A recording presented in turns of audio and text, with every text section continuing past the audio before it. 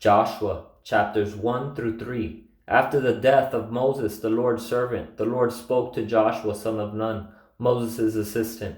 Moses, my servant, is dead. Now you and all the people prepare to cross over the Jordan to the land I am giving the Israelites. I have given you every place where the sole of your foot treads, just as I promised Moses. Your territory will be from the wilderness and Lebanon to the great river, the Euphrates River, all the land of the Hittites, and west to the Mediterranean Sea. No one will be able to stand against you as long as you live. I will be with you just as I was with Moses. I will not leave you or abandon you.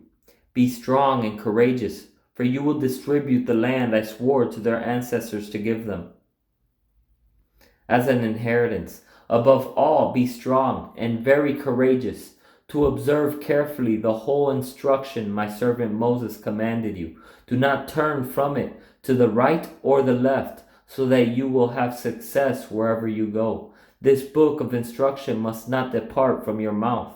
You are to meditate on it day and night, so that you may carefully observe everything written in it. For then you will prosper and succeed in whatever you do.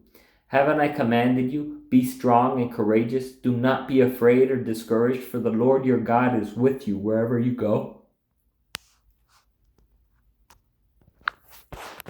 Then Joshua commanded the officers of the people, go through the camp and tell the people, get provisions ready for yourselves, for within 3 days you will be crossing the Jordan to go in and take possession of the land the Lord your God is giving you to inherit.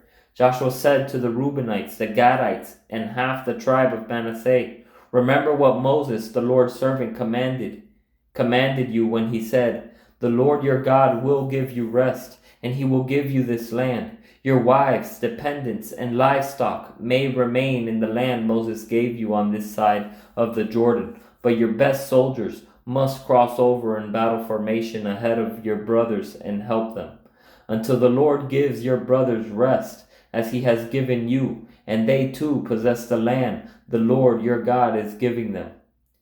You may then return to the land of your inheritance and take possession of what Moses, the Lord's servant, gave you on the east side of the Jordan. They answered Joshua, everything you have commanded us we will do, and everywhere you send us we will go. We will obey you just as we obeyed Moses in everything. Certainly the Lord your God will be with you as he was with Moses. Anyone who rebels against your order and does not obey your words and all that you command him will be put to death. Above all, be strong and courageous. Joshua son of Nun secretly sent 2 men as spies from the acacia grove, saying, go and scout the land, especially Jericho. So they left, and they came to the house of a prostitute named Rahab and stayed there. The king of Jericho was told, look, some of the Israelite men have come here tonight to investigate the land.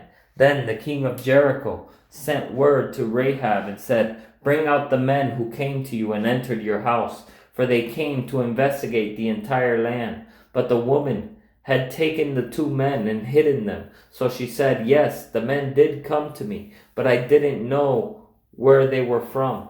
At nightfall, when the city gate was about to close, the men went out, and I didn't know where they were going.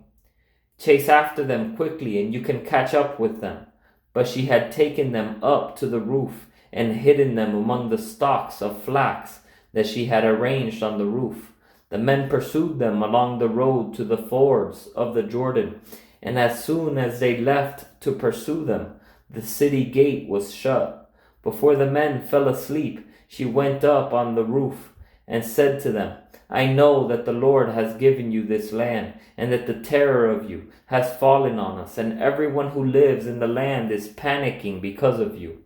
For we have heard how the Lord dried up the water of the Red Sea before you when you came out of Egypt, and what you did to Sihon and Og, the 2 Amorite kings you completely destroyed across the Jordan. When we heard this, we lost heart, and everyone's courage failed because of you. For the Lord your God is God in heaven above and on earth below.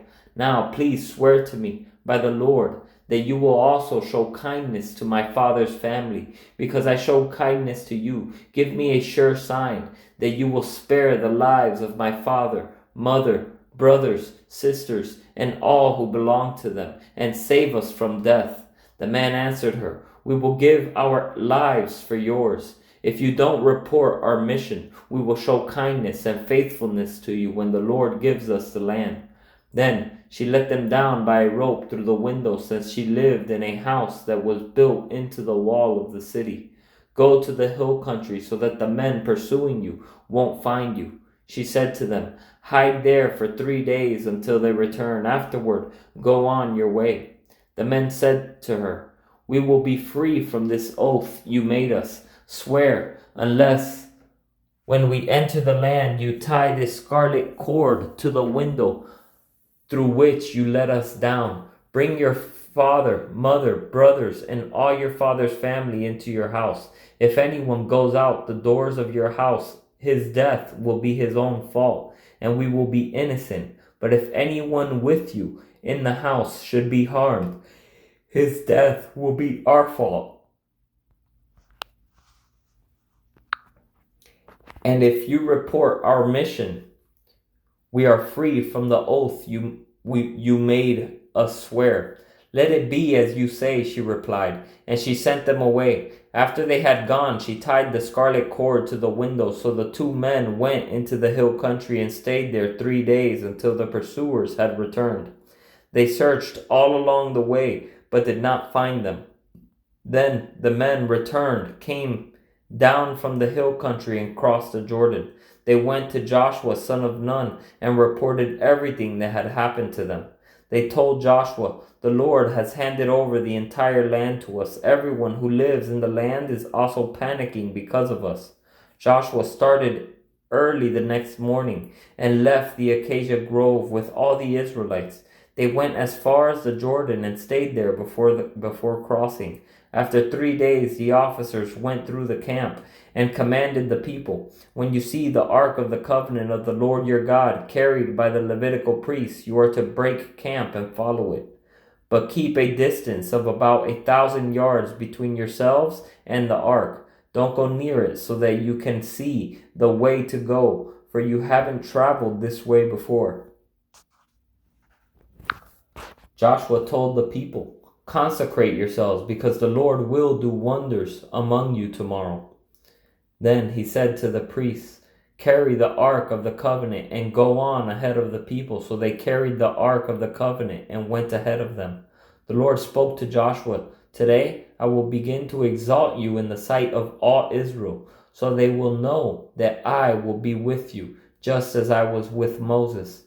Command the priests carrying the ark of the covenant, when you reach the edge of the water, stand in the Jordan." Then Joshua told the Israelites, "Come closer and listen to the words of the Lord your God." He said, "You will know that the living God is among you, and that he will certainly dispossess before you the Canaanites, Hittites, Hivites, Perizzites, Girgashites, Amorites, and Jebusites. When the ark of the covenant of the Lord of the whole earth goes ahead of you into the Jordan, now choose 12 men from the tribes of Israel, 1 man for each tribe.